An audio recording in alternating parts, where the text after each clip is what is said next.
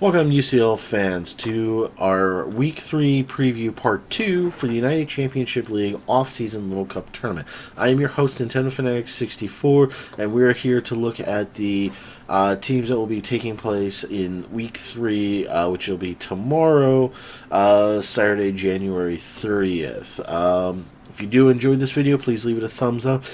Subscribe for more UCL videos as well as other content that I try to make on here. And we have a common question of the day where I wish answer this in the comment section below, which is, who is your favorite Pokemon of the teams covered in today's video? So we're going to go ahead and look at the brackets. Now, in the first video, we covered the Hoenn and Sinnoh divisions. Now we're going to be covering the Kanto and the Johto division. So, and a little bit of a mistake. It was either on my part or the coach's parts. I don't know which one. The Kanto matches are not like all the other ones for it, because this week it should be the South Beach Slow Kings versus the Real Morels, but that's actually what ended up happening last week. So this week we're going to have the South Beach Slow Kings versus the Bristol City Blazekins, Tulsa Talon Flames versus the Real Morels. All other teams have been doing it the correct format, so I don't know what happened with them for this week, if they just mixed it up or whatever on it. So we're going to go ahead and take a look. We're going to start off with the South Beach Slow Kings versus the, let's see, where they go? They're going up against the Bristol City Blazekins. That's right. So, kind of went over this one before. Same team captains, fire typings,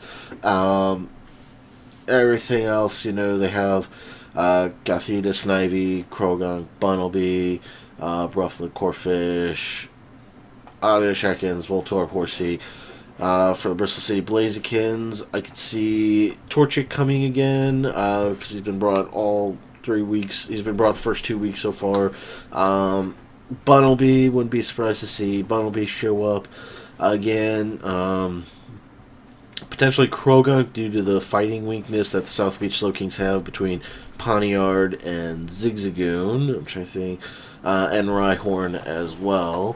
Voltorb could come just because of the Feebas, potentially. I mean, I never thought that the South Beach Slow Kings would ever bring Feebas, but they actually brought it last week, and it actually even managed to get a knockout with it. So, hard to say what will end up bringing.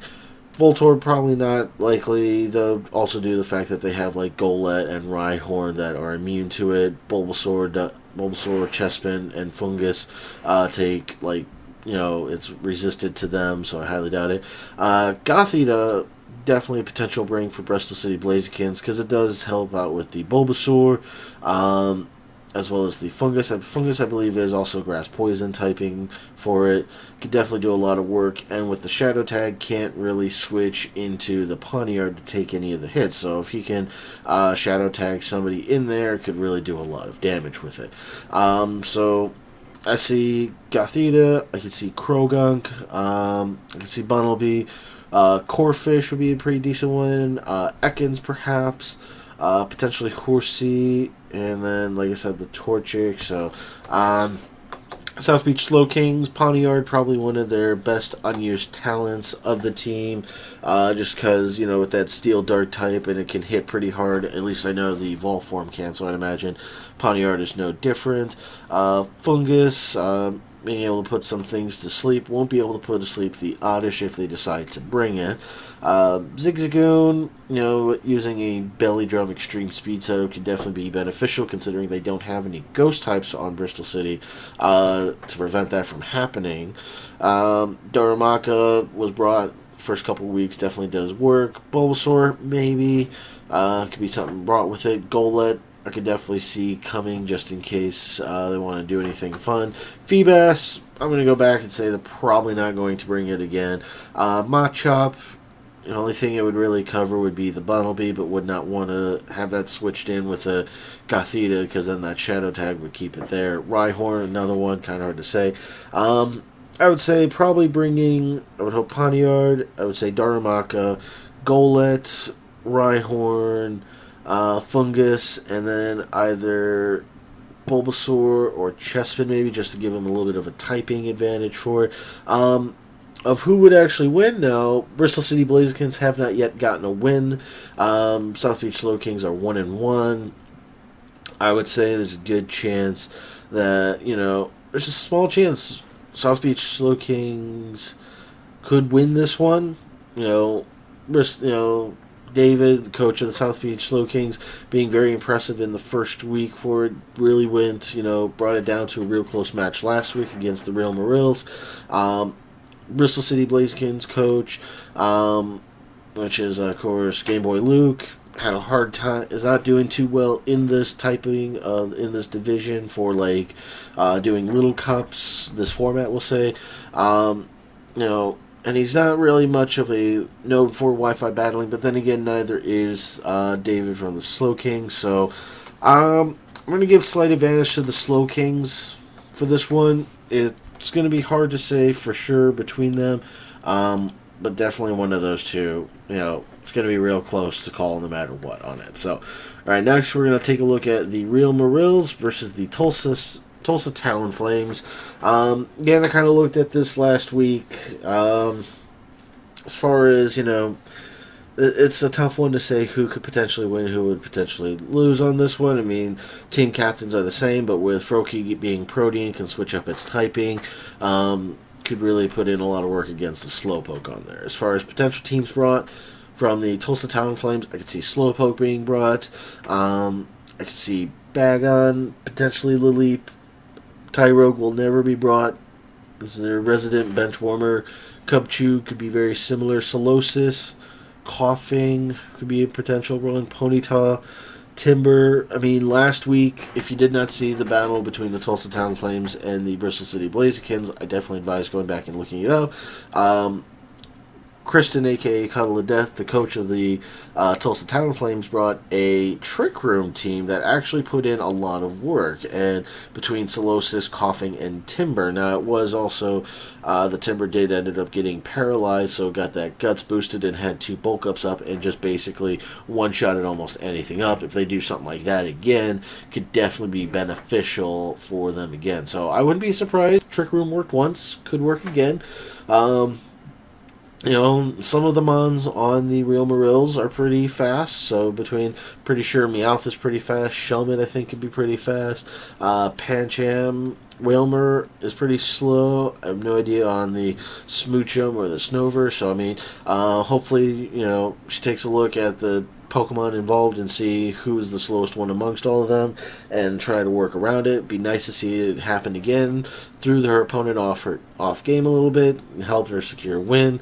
The Real Marills, coached by Mega Mogwai, definitely one of the best battlers in this league, I would say. Definitely known for his Wi-Fi battles, has taken out, one, like I said, I can never say this enough, Season 4 champion of the GBA.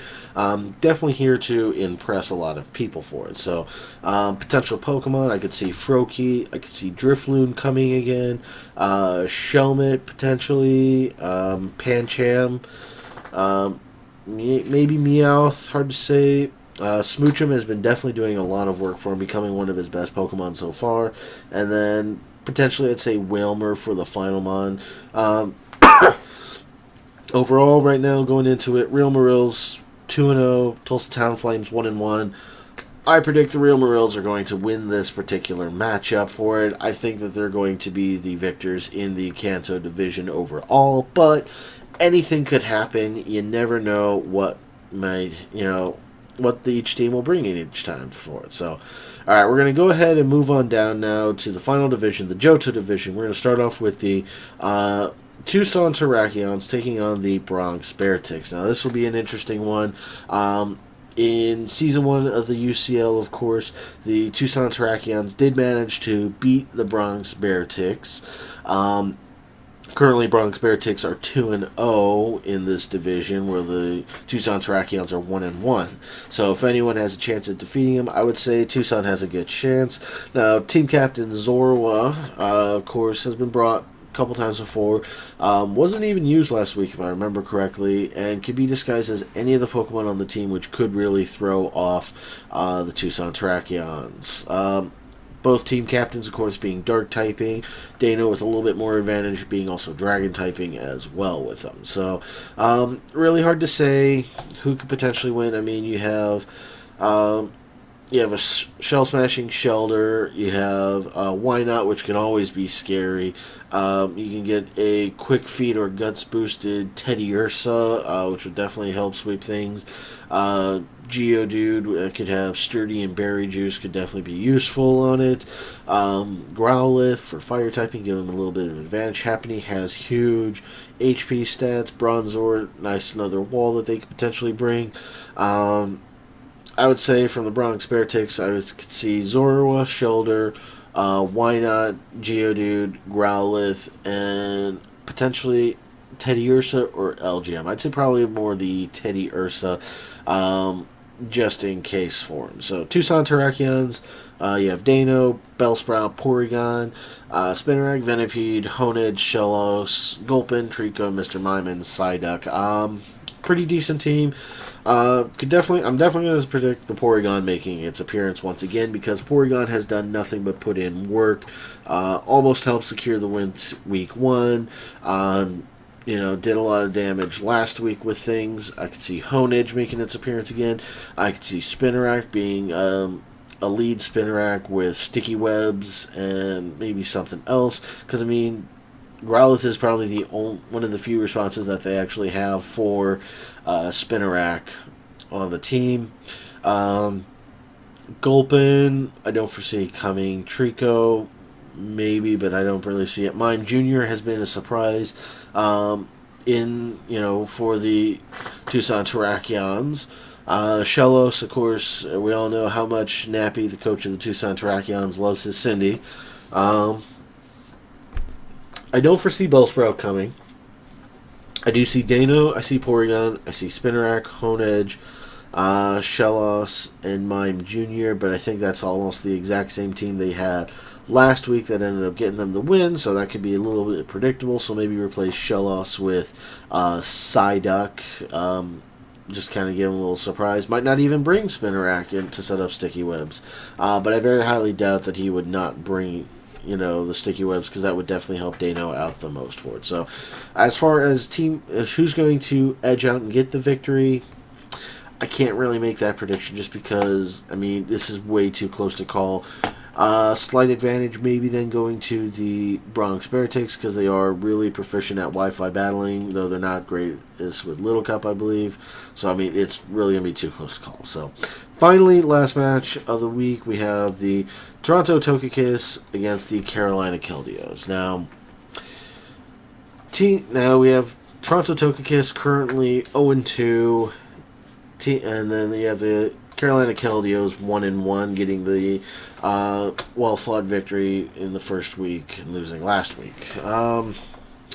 I could foresee, hopefully, we know the coach of the Toronto Togekiss, the Heated Mo, had a nice little vacation, went to actually go visit Nappy, and they got to, help relax, hopefully re-energize him, get him feeling good about things, so maybe he can start, doing some decent work. You never know what can happen in these next 4 weeks. So, potential teams, I could see Munchlax, I could see Trubbish trying to set up like either Spikes or Toxic Spikes, something like that. Maybe Dratini, getting Extreme Speed Dratini out there. Let's see, I don't foresee them setting up too much hazards on the Carolina Keldeo side. Maybe Numel, set up some Stealth Rocks for it. Duskull can be used to burn a lot of things because there's really nothing. I mean, Chimchar and Vulpix are the only things that can take a Will-O-Wisp there for them. So, Abra could be really good. Skrelp. Excuse me. I'm going to say potential teams: Munchlax, Numel, Duskull, Electrike, Abra, and final spot either Trubbish or Hoot Hoot, I would say. More than likely Trubbish. If not Trubbish, Dratini. So, excuse me. Alright. Carolina Keldeos putting in pretty decent work lately. Elekid, Vulpix, Carvanha, Carablast, Purloin, Stuntank,